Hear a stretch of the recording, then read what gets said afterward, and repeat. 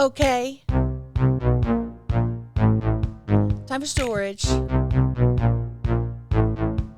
Storage podcast. Ooh, spooky. Hello. Welcome to another episode of Storage with Libbie Higgins. And guess who Libbie Higgins is? That's me. And I'm going to begin by addressing the elephant in the room. The elephant in the room is that I am wearing false eyelashes. It's a new thing I've been wanting to do lately, wanting to wear fake eyelashes because I want my eyes to pop, right? Because I'm getting older and I'm noticing that my eyes are, well, the skin around my eyes is not as youthful as it was. So I thought I'll get some false eyelashes. So last week I got some and they were too wispy. You couldn't even tell I had them on. I could wear mascara that's more intense than these eyelashes. So I got the ones that I have on. I got these today and put them on. And they're a little on the too intense side. And it feels like I'm wearing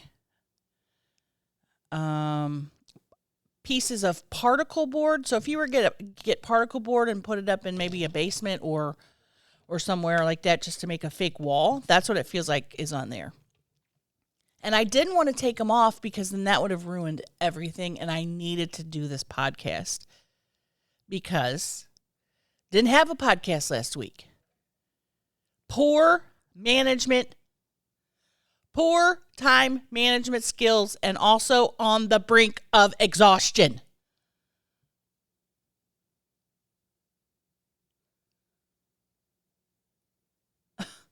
I do another podcast, of course, with Tina D-Ball.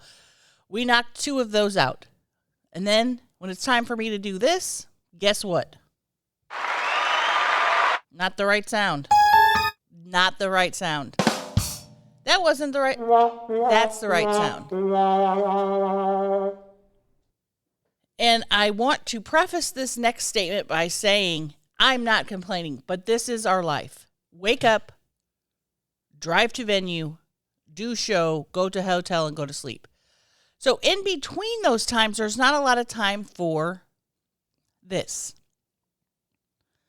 We've been off for a couple of days, and guess what? I've been in the bed more than I probably should be in the bed. But let me tell you, my legs are this small, and I've peed at least 850 times. Because my body is working to get that fluid out that's in there from just sitting. You know, sitting in the car, sitting in the venue. What I need to do is get up and walk more throughout the day. Wow. Makeup is a little on the intense side, and I apologize. I put a lot of lipstick on because a lot of times my lips look purple, and I'm not wanting to look purple like lavender. I'm wanting to look this purple. Let's check it. I mean, it's a nice color. It's more of a nighttime show look, though. This is the look that I would put on when I'm doing a comedy show. When I'm out there just slaying those jokes. And let me tell you, I have felt like such a comedian lately. I've been going out there and making them people laugh. And I'm coming up with stuff on the fly, which has been, it makes me feel really good about myself. I'm like, man, I'm good at this. I'm good at just doing stuff on the fly. I love it. Been meeting lots and lots of people that are like, I listen to Storage. And anytime someone says that, what do I want to do? Cry. Because it makes me so happy. Let me turn Tina's mic down because she's not here. Makes me so happy. People are listening to Storage.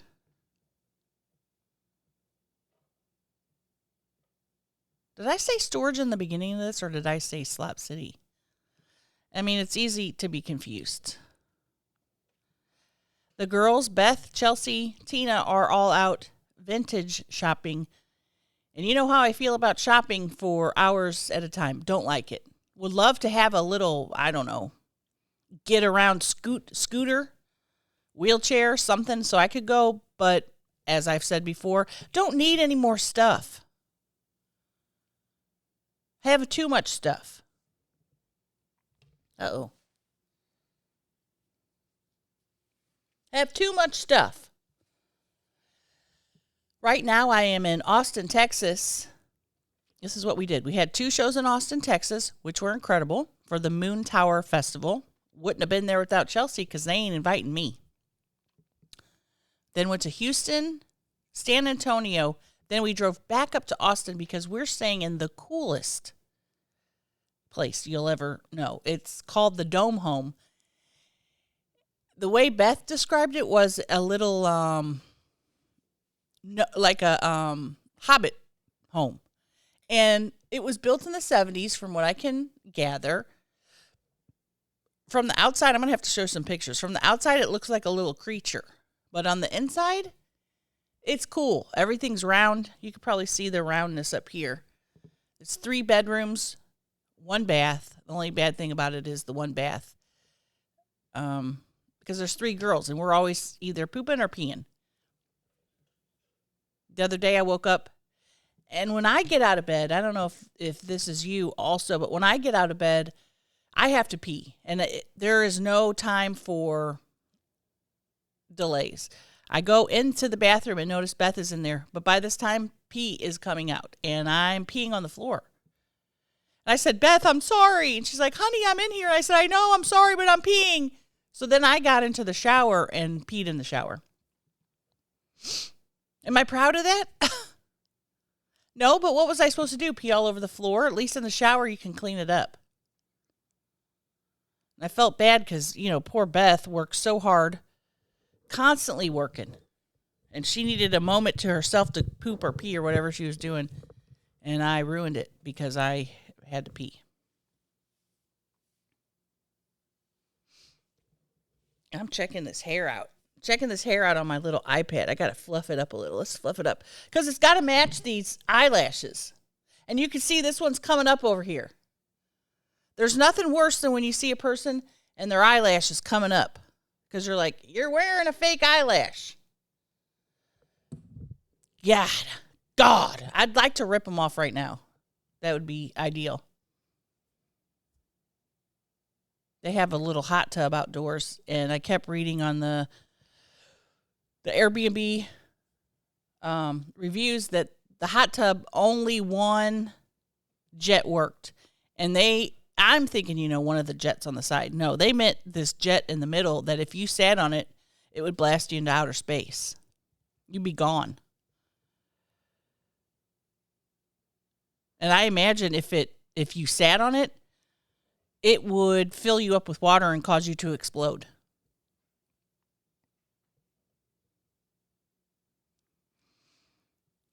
Also, this week, we've been going to a lot of Buc-ee's. That's why I'm wearing Buc-ee's merchandise.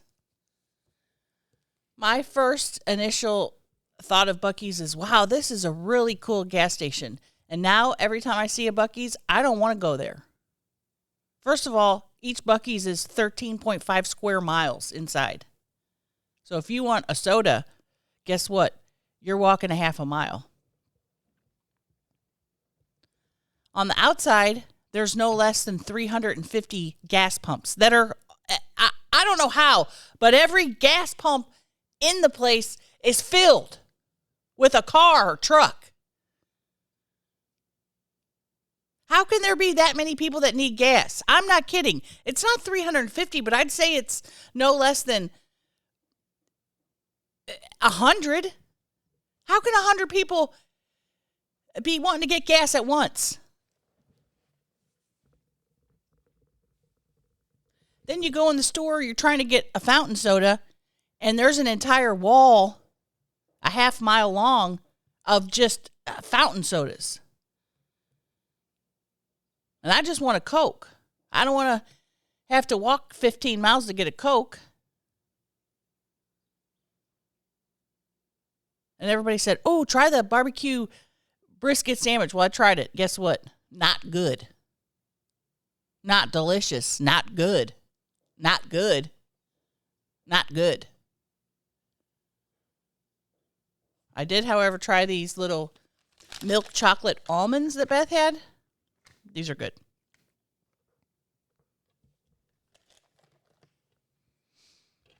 Not a fan of Buc-ee's. Let me go to a Love's truck stop where there's 10 pumps and a half of a mile, half 100 feet square footage when there's one set of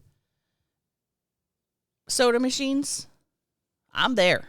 I'll never betray Love's truck stop because their bathrooms are clean, their sodas are good, their food is good.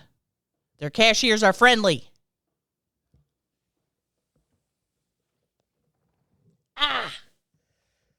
God, I hate sitting in this chair.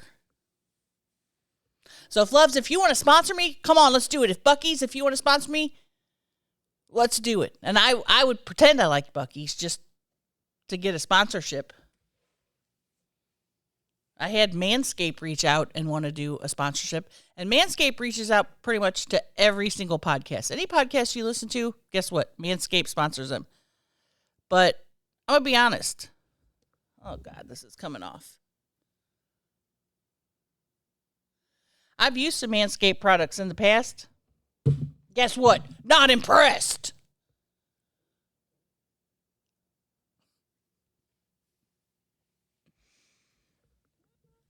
God, am I just going to say bad stuff about all products today? I guess.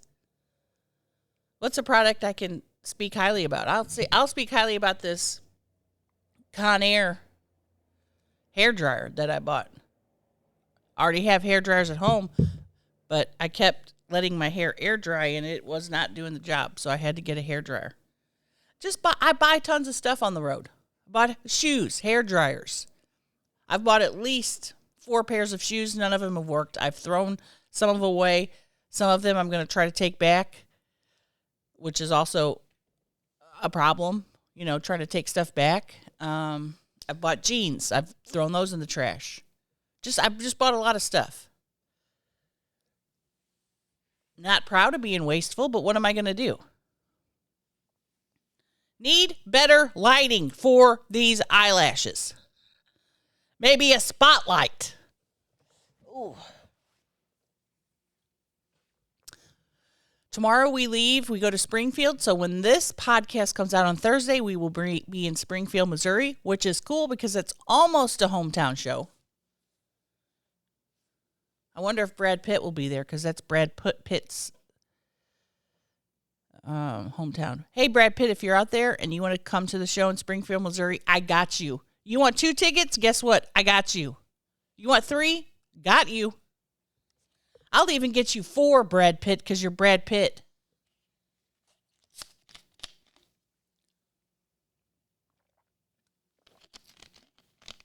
Oh, Brad Pitt. Let's sing a song to Brad Pitt. Whoops. I love Brad Pitt. He is the shit. I'd like him to come to a show and see me, yeah, see me, yeah. If you know Brad Pitt, tell him to contact me on Instagram, Facebook, Patreon, OnlyFans, email. If you know Brad Pitt, have him call me. I'd love to see him at a show, yeah. How do you get a hold of Brad Pitt when you're just a regular Joe? How do you get a hold of Brad Pitt? Yeah.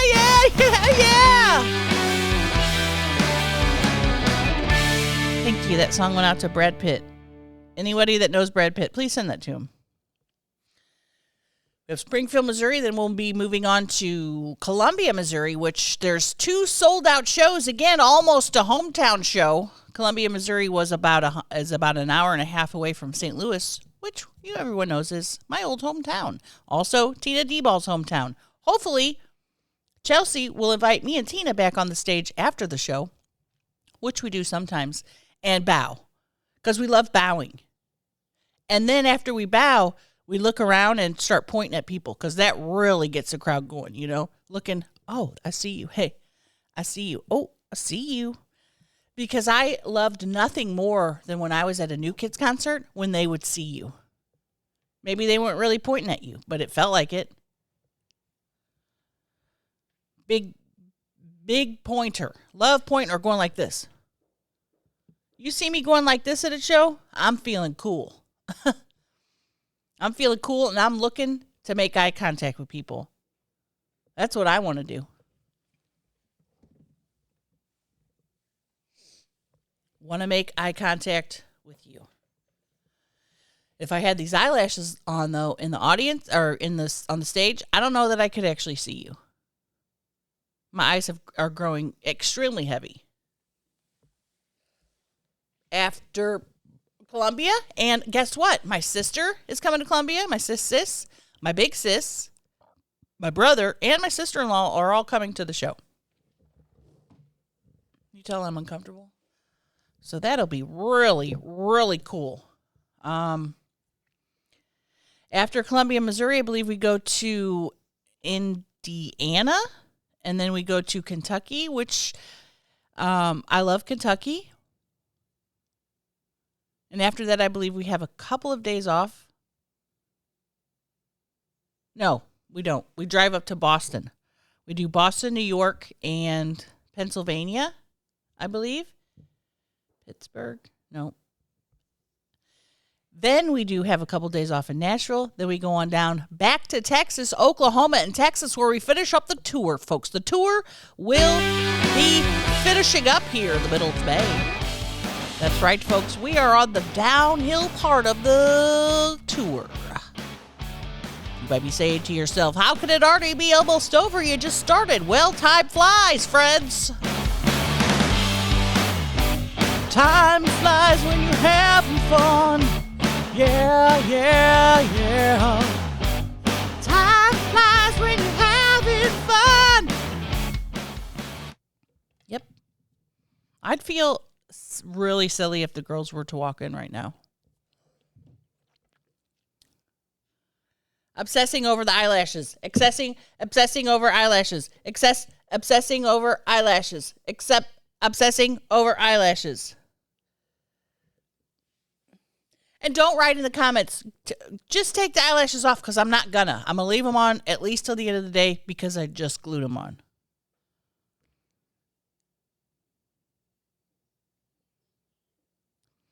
What do I have planned for after tour? Well, first of all, 2 days after the tour, I'm going to be flying to Denver, Colorado. And you know why? To see Harry. Going to visit Harry for maybe 5 days a week, and then I'll come home. Hopefully, we'll be moving my bedroom downstairs. At some point, Beth is going to move her stuff out of the bedroom downstairs and take it to the new house at the cabin. Then I will be moving my stuff downstairs while I will have a bigger apartment area. More space for me to hoard and mess up stuff. Love it. Can't wait. Can't wait to move in. I think I'll be able to keep it more clean because I'll have more space. But we'll see. That's right, folks. I'll have more space for more junk. Tune in at 9 for more information about how OCD and being a hoarder are related.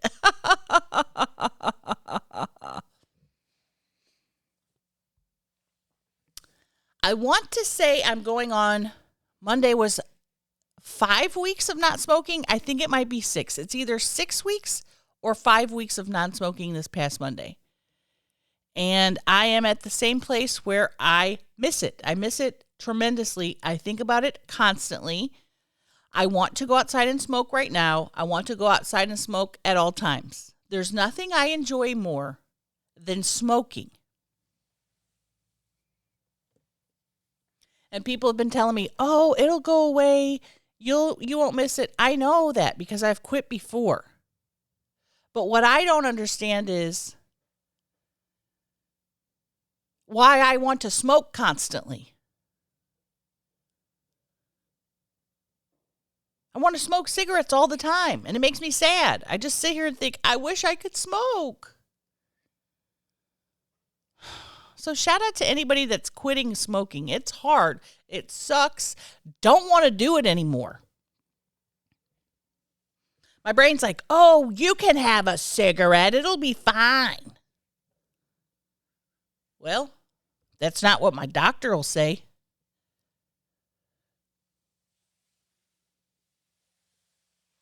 It's not what my doctor would say.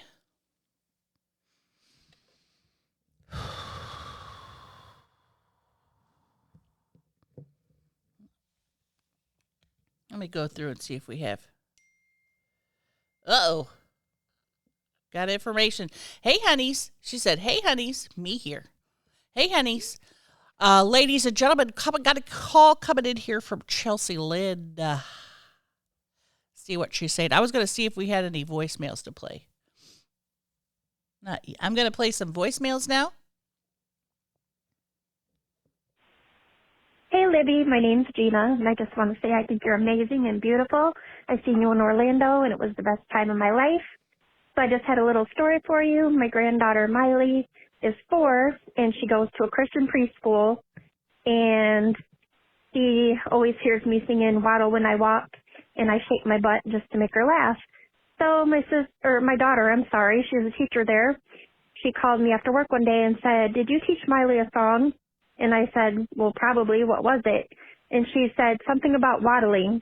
She said her and all her little friends were out on the playground shaking their booties and singing that song. Needless to say, the other teachers weren't too pleased, but that's okay because you're awesome. Anyways, just wanted to tell you that little story because I thought it was so funny and so cute. Talk to you later. Oh, my goodness. Guess what? I'm influencing children even when I'm not trying to. I mean, the song Waddle When I Walk is fine if you're listening to the chorus. If you're listening to the lyrics, not a good song for kids. Not appropriate lyrics. But, Gina, that makes me laugh. That makes me happy. Waddle when I walk, oh yeah. And I'm still trying to work on the video. Backlogged on everything. Hey folks, backlogged on everything. Let's see here, another one. Hi, honeys. Listening to your podcast on my morning commute here. Okay. And I'm on the most recent episode that I was very looking forward to. This is something that I look forward to every week, just as all of these other, people who listen to the podcast. And I'm sitting here listening to you talk about, just the experiences that you've had in terms of, panic attacks and how you're, trying to stop smoking and everything like that, and just really, opening up. And, for me, I've recently been going through a lot of, mental anxiety. I struggle from anxiety. I actually just started medication for it, and it's definitely helped a lot. But just hearing, you be so open about your experiences, and I think just all of us here, look up to you in a certain way. And I know that I'm not alone by saying that, we just appreciate your candidness and openness and just being very, I'm going to repeat it, but open with everything. And it definitely helps knowing that, we're really not alone in what we've, all the struggles that we've been experiencing. So I just appreciate that, and it just came to my mind, and I just wanted to, share some love, even if this doesn't, get on the podcast, whatever. I just hope that it gets to you and you listen, and, you understand how much of an impact that you actually make to, people like me. So love you, and stay safe on the rest of your tour. I hope that, your journey off of cigarettes and nicotine is as strong. You're going to have slip-ups, but, you're very, very strong, and we all admire that. So love you. Bye. Okay, I have a couple things I want to say about this. First of all, thank you so much for the nice long message. Secondly, as soon as you said, I know there's going to be slip-ups as far as smoking. And in my brain, I was like, oh, I'm allowed to have slip-ups? And that's okay, but it's not. For me, a slip-up to me is total, what's it called? Relapse. If I had 1 or 2 cigarettes, it would be a complete relapse for me. So I can't have slip-ups. But my brain, it's so interesting because my brain was like, oh, people think it's okay if you have a slip-up. It's acceptable, but it's not for me. And also, the whole time that you're talking and saying such wonderful and beautiful things about me, of course, my brain was saying, it's not true. It's not true. So I'm going to stop those thoughts and just say thank you. I appreciate that.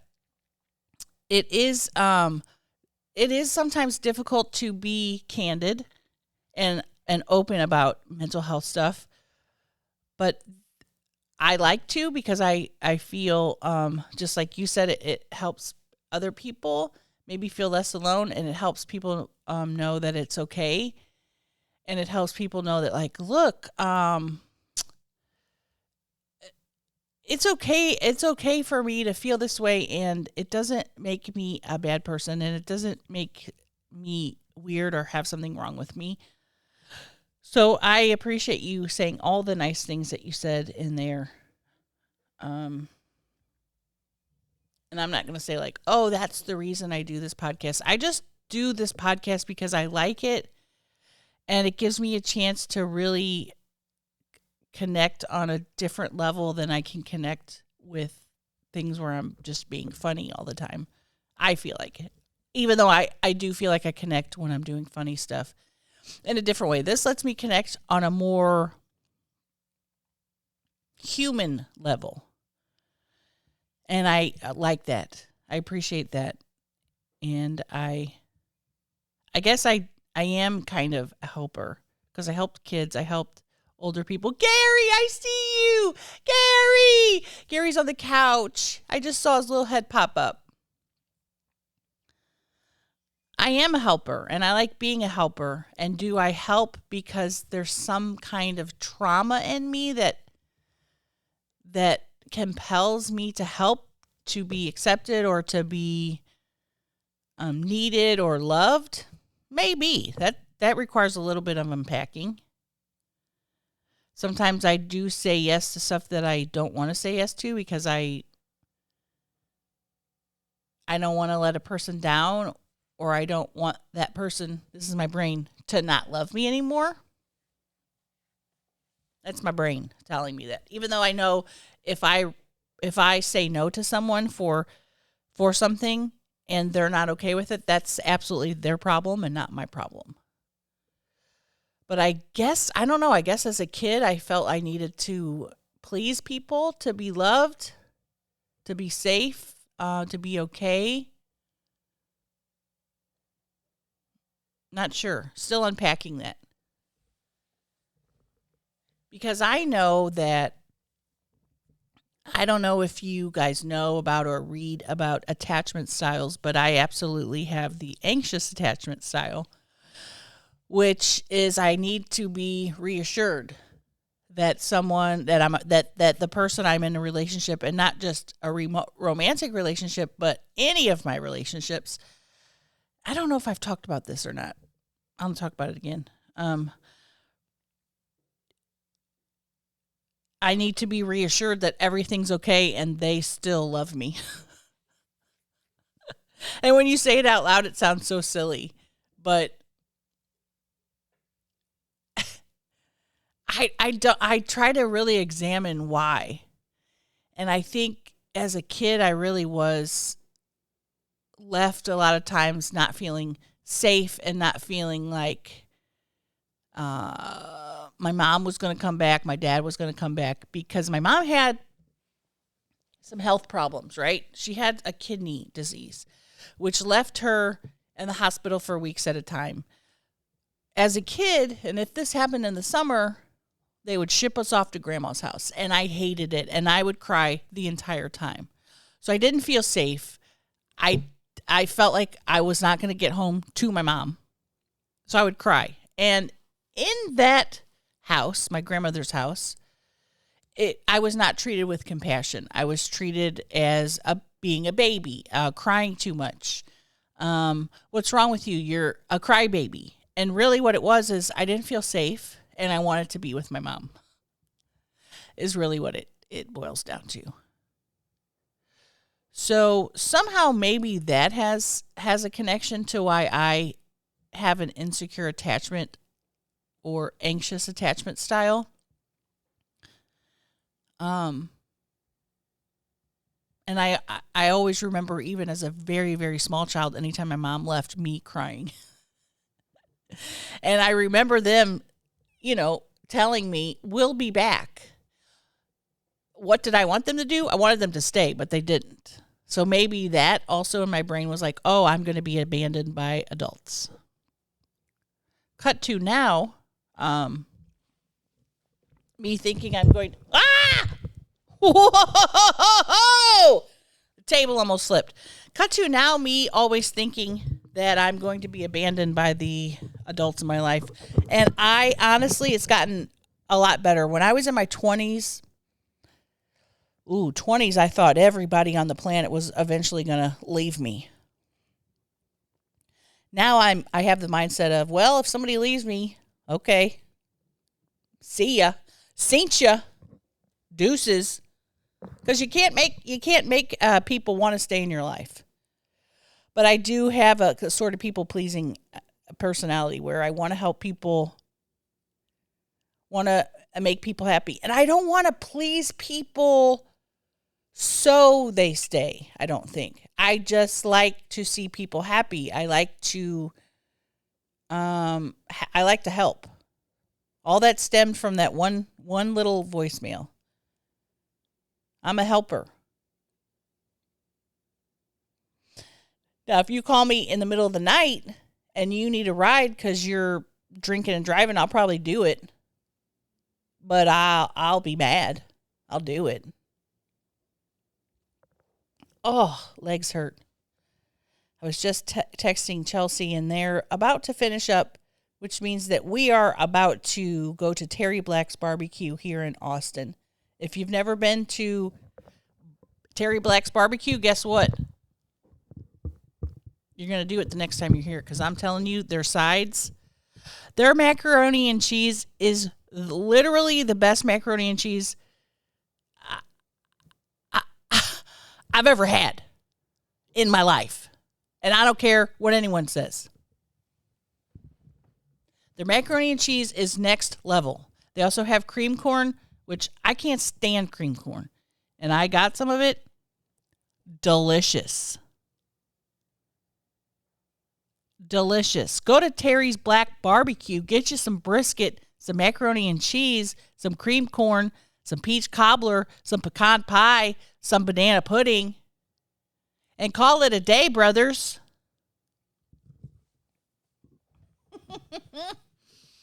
Holy cow. I am turned up.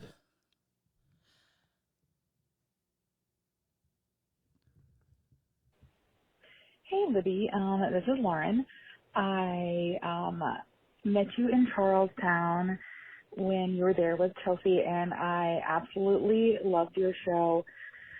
I've been watching you for a long time, but I am not a podcast person, and since I saw your set there in Charlestown, I started watching or listening to Slop City, and then I have transitioned to listening to Storage. And I love it.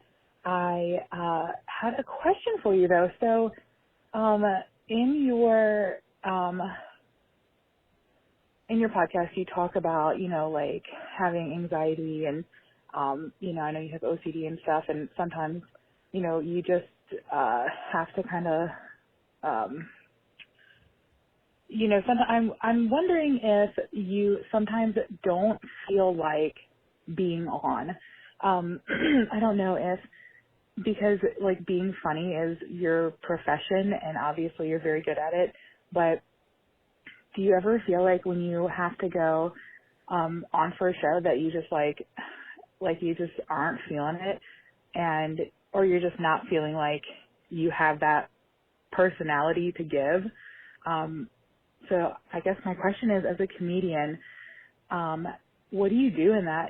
Do you ever experience that? And if so, what do you do? Like, are you able to just like push through, suck it up and get it done? Or do you do something to kind of like put yourself in a better mood?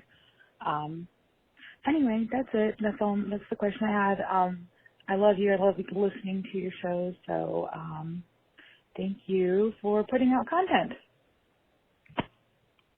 Thank you, Lauren. What a nice voicemail.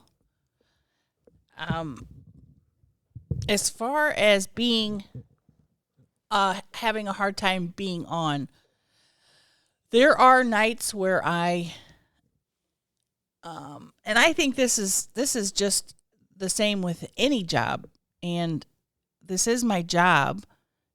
I love it, but there are nights where I'm like, God, I'd rather be asleep, or I'd rather, just not work.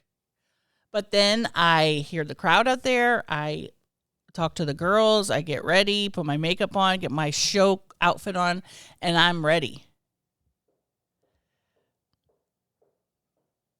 But yeah, I think the energy, hearing the energy from the crowd out talking, the music going, gets me pumped. Now, something that's more difficult for me is the meet and greet. The meet and greet is extremely difficult for me because it's physically hard, but also it's when I'm doing it, I want to make each person feel like, not that they're special, but I want to give the same amount of energy to each person that comes through. Meaning I want it to be like, because it is the first time I'm meeting this person, sometimes the second or third time, but I want it to be a nice encounter. I don't want them to think like, God, she seemed tired or she seemed annoyed. I want to be up and ready to give hugs, to to talk to somebody for a couple seconds. It's hard though, because with the meet and greets, it's a lot of people saying like, "It's a great show, you're so funny," and of course I'm struggling in my brain to fight the negative thoughts. That's why it's hard. The meet and greet's the hardest part, but also one of the coolest parts, because I am getting to meet so many people. I am getting to put faces to names that I know on Instagram or Facebook, because I see a lot of people that have messaged me, and they'll say, "Oh, I'm so and so," and I message you, and I'll be like, "Oh yeah," and it's nice to put a face to a message. Now, some people I don't recognize because their profile picture looks completely different, and they'll say, "Do you recognize me?" And I'll say no, because some of y'all got some filters on you and can't recognize you. And I am also guilty of a filter, because look at me right now, I'm wearing fake eyelashes, so that's like a real life filter. That was a very, very nice voicemail. But yeah, I think it's with any job, even though my job is like cool and fun, any job you it's like, oh, today I don't want to go to work, and you just have to push through it. Gary's looking around. I can see his little head. I wish you could see him. Let me turn it around. Gary. If I get a package, he'll turn his head around.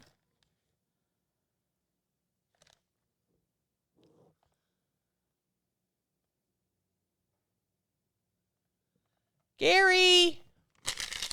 There he is. Turned his head around. He turned his head around. Let me try it one more time. You got to be on YouTube, obviously, to see this. Gary.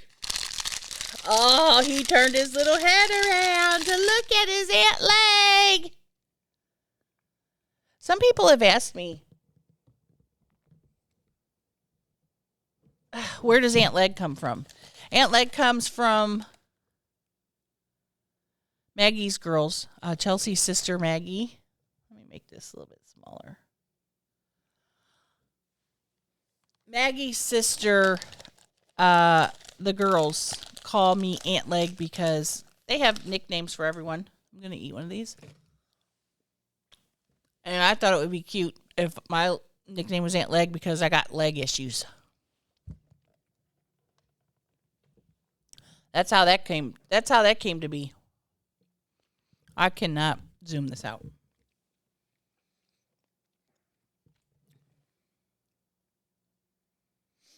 Should I listen to one more?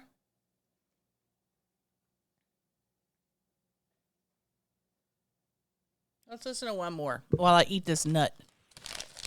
Hey, Libbie. Just wanted to call in and give you my favorite character that you've done. That would be Matilda Barnstool.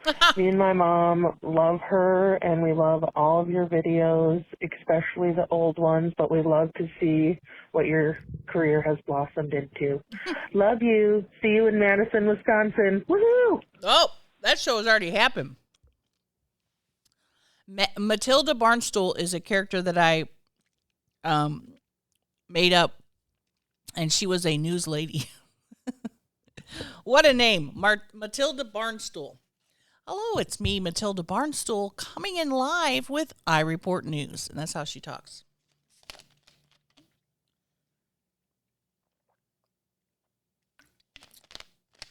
Some of my older videos you can see on YouTube, but some of them are so bad I took them off. I put them on private. I'm like, nobody deserves to see these.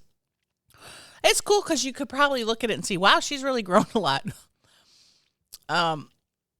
But some of them are just bad. Like some of my old Vines, I'm like, what was I thinking? These are not funny, and I don't know why I ever thought they were.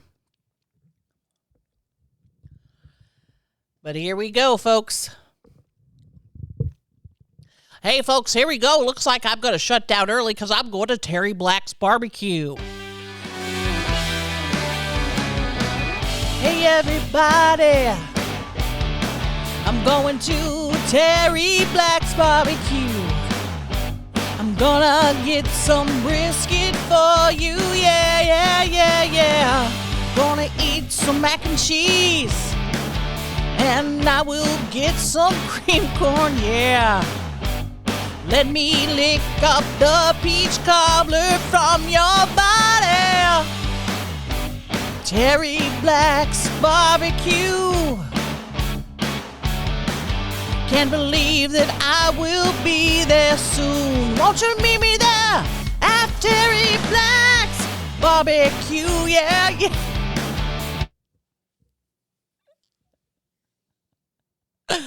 I am ridiculous.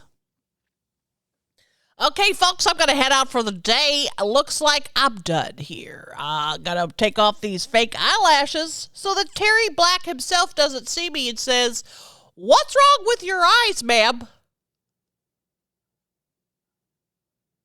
Alrighty. Thanks for tuning in. I know I haven't been keeping up on the Patreon extra content. I need to do either an extra episode or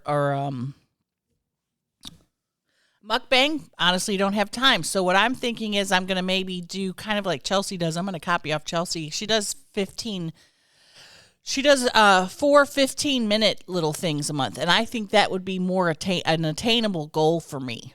So maybe I'll take a question or a topic and talk about that for 15 minutes. But I think that's going to be more manageable,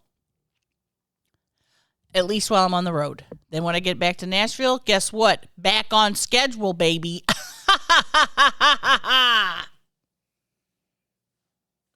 Appreciate you tuning in, though. Let me give you a little tour of this. Look at this ceiling. Whoa! This place is wild, y'all.